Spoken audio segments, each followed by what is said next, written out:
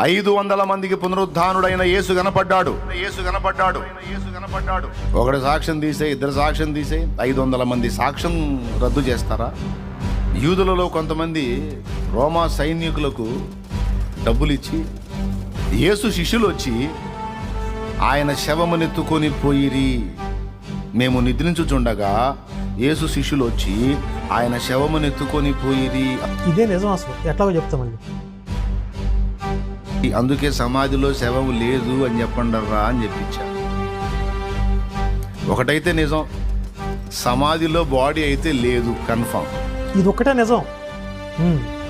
ఈ రెండోది వీళ్ళు చెప్పిన సాక్ష్యం ఎంత గుడ్డి సాక్ష్యం, ఎంత తెలివి తక్కువ సాక్ష్యం అండి. వీళ్ళు ఏం చెప్పారు? మేము నిద్రించుచుండగా యేసు శిష్యులు వచ్చి శవమునెత్తుకొని పోయిరి అని చెప్పారు కదా. నువ్వు నిద్రపోతున్నానని చెప్పావు. నిద్రపోయినోడికి నీకు ఇంకేం తెలిసిద్ది?